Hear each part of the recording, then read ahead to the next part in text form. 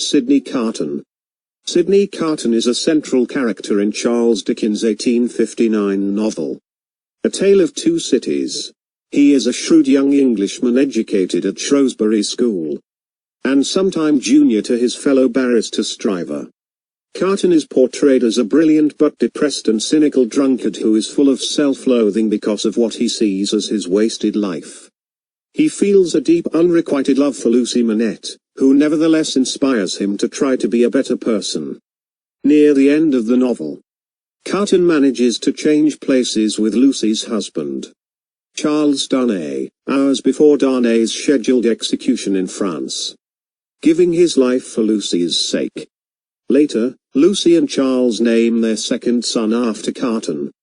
Carton's character, Sydney Carton, is introduced into the novel A Tale of Two Cities as a young, sloppy, but brilliant barrister who bears an uncanny likeness to Charles Dickens, whose original name is Charles Saint Evremond, the prisoner he is helping to defend.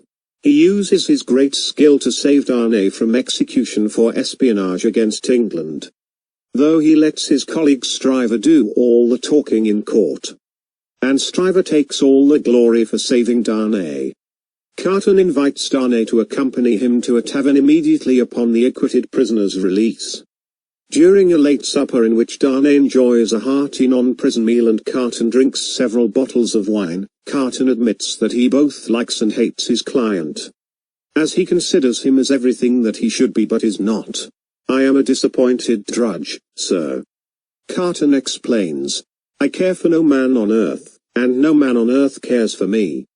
In a later conversation with his partner Mr. Stryver, the narrator calls Carton a jackal, because while Mr. Stryver very deftly presents each case and gains all the credit, it is Carton's legal acumen which helps them win, referencing how jackals help lions with kills while the lions take all the glory. Several scenes make it clear that Carton is an alcoholic filled with cynicism and self-hatred due to what he sees as his wasted and empty life. Lucy Manette and Charles Dickens eventually marry, increasing Carton's self-loathing all the more, as he had developed an unrequited love for her. In an uncharacteristic fit of sincerity, he respectfully admits his feelings to Lucy, saying that though he considers himself unworthy of her affection, she has nevertheless inspired him to try to make something of his life.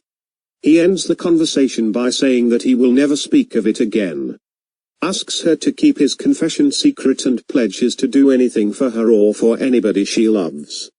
He is able to create and maintain a friendship with Dickens, and becomes a welcome, although infrequent, guest at the Dickens house. After the birth of Charles and Lucy's daughter, Carton becomes the child's favorite and remains so as she grows up. Several years later, Dickens returns to France to assist a former servant who had been jailed during the French Revolution.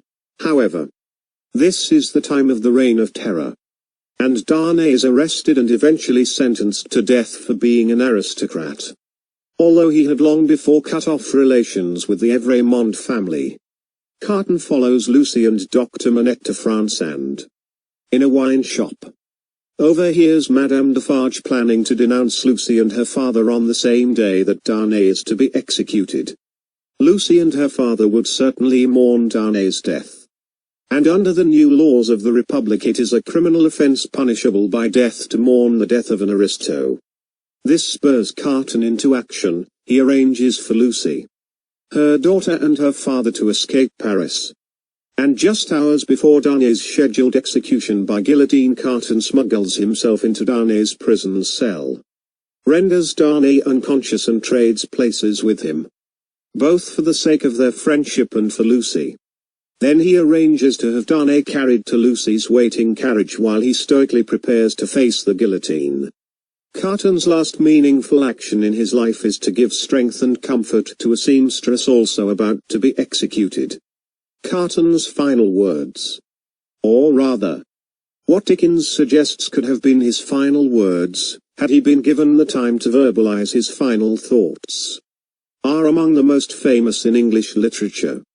"It is a far, far better thing that I do, than I have ever done. It is a far, far better rest that I go to than I have ever known.